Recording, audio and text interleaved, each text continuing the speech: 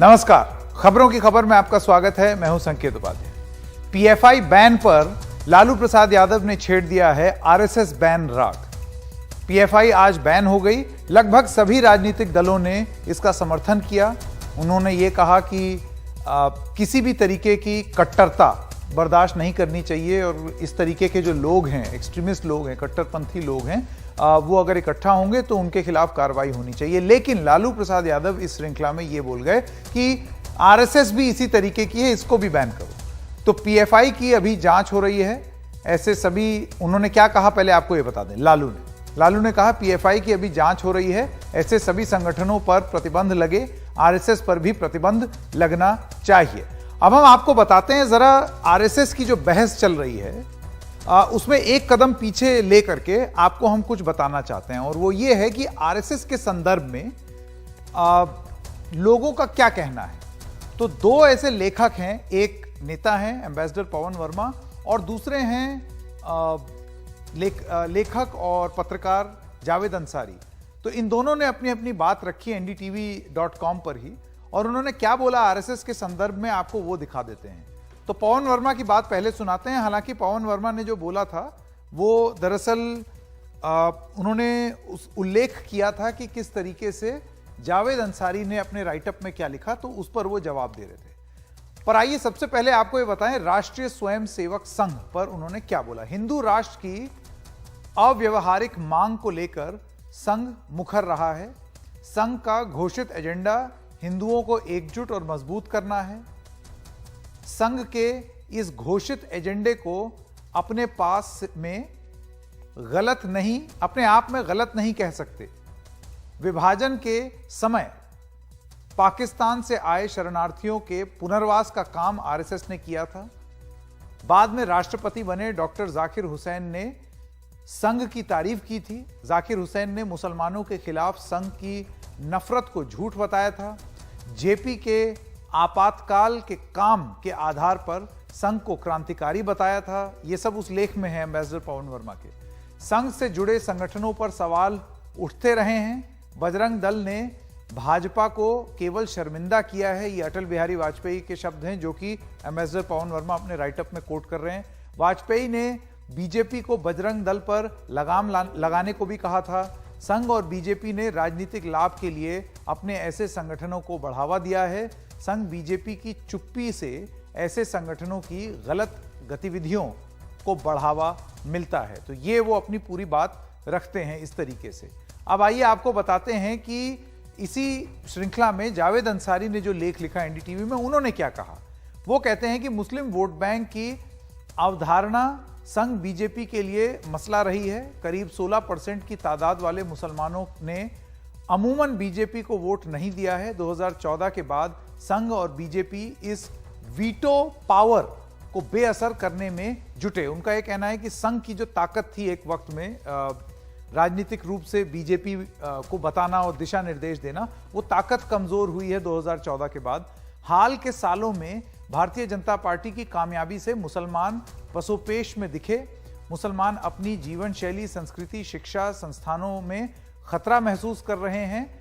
मुसलमानों में एक तबका संघ के साथ संवाद का भी पक्षधर रहा है। और इसी में वो आगे ये कहते हैं कि क्योंकि आरएसएस प्रमुख सरसंचालक मोहन भागवत एक मदरसे में गए, एक मस्जिद में गए और मुस्लिम प्रबुद्ध वर्ग से भी मिले, ये एक बहुत ही सराहनीय कदम है। इस पर एम्बेसडर पवन वर्मा ने बोला कि इतिहास में उनका बड़ा स्वर्णिम इतिहास रहा है, अच्छे अच्छे बात बोली हैं लोगों ने, लेकिन अभी हाल फिलहाल संघ उतना काबिल नहीं है कि वो सिर्फ एक इमेज प्रस्तुत करने के अलावा कुछ कर सके।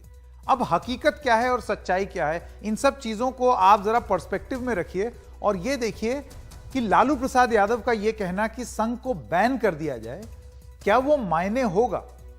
क्या लालू यादव के अलावा या उनकी पार्टी के अलावा लोग इस तरीके की बात बोलेंगे?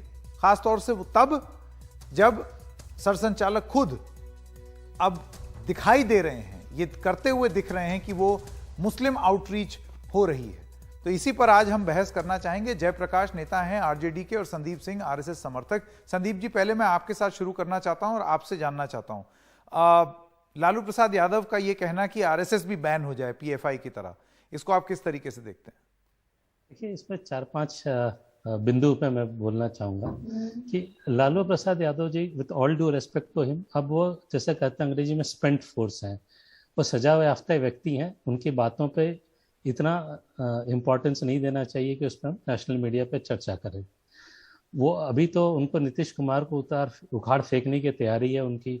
उन्होंने आज ही कहा है कि तेजस्वी बिहार के मुख्यमंत्री बने, तो ये हो सकता है कि ध्यान भटकाने वाली भी बात हो।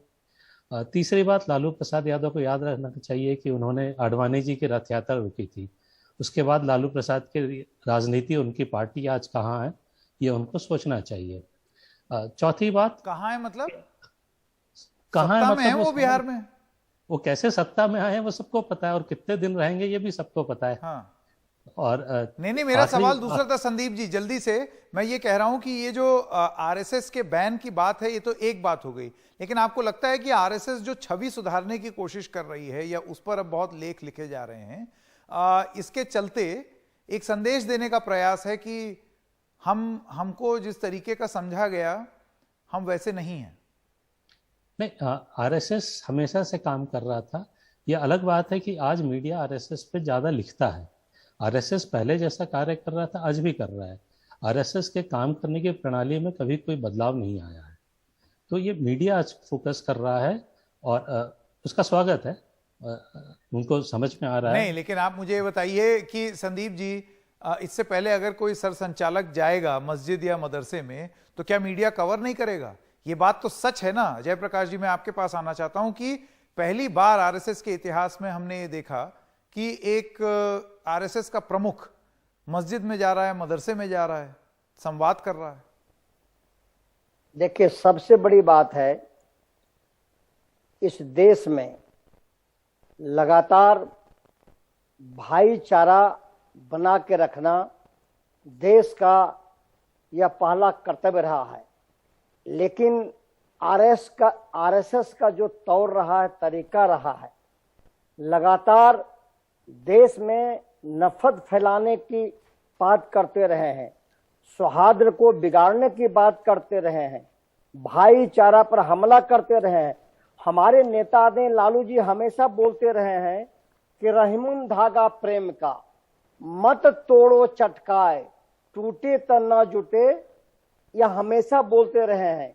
इसलिए आज के तारीख में हमें भाईचारा पर हमला हो रहा है, हमारी आजादी पर हमला हो रहा है, लोकतंत्र पर हमला हो रहा है, संविधान पर हमला हो रहा है। ये 10 सालों 15 सालों के अंदर इतनी जहर जो है नीचे जमीन पर फैलाया गया है, भाईचारा और सौहार्द को बिगाड़ने में यह किसका हाथ है? तो आप मुझे ये बताइए जयप्रकाश जी, क्या आपको नहीं लगता है कि अब एक प्रयास किया जा रहा है वो भाईचारा फैलाने का, या वो संदेश फैलाने का? सवाल ही नहीं उठता है भाई।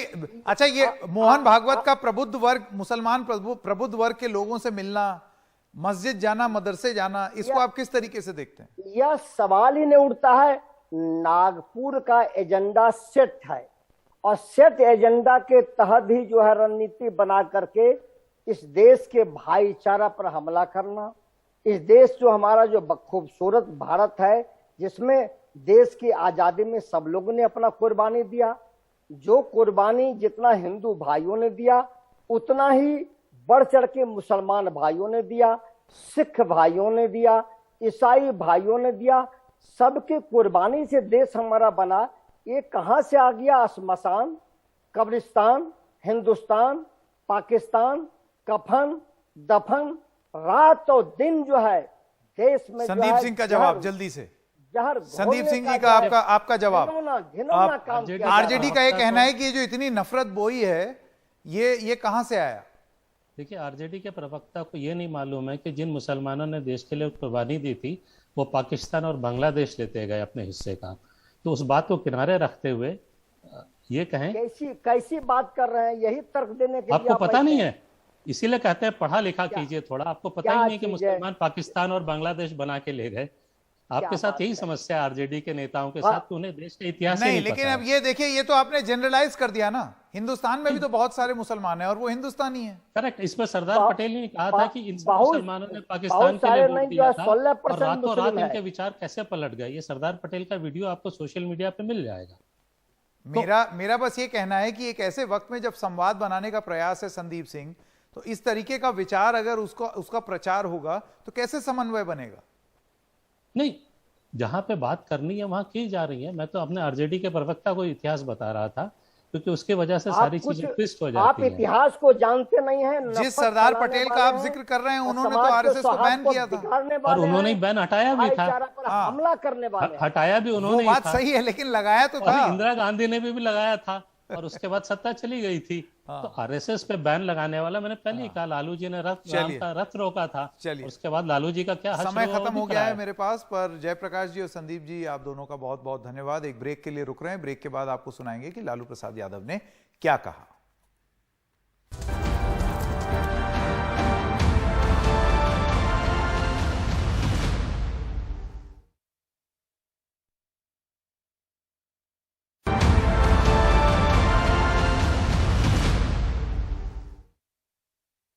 पीएफआई का जांच हो रहा है, और पीएफआई के तरह जितने भी संगठन हैं, इंक्लूडिंग आरएसएस, सब पर प्रतिबंध लगाइए।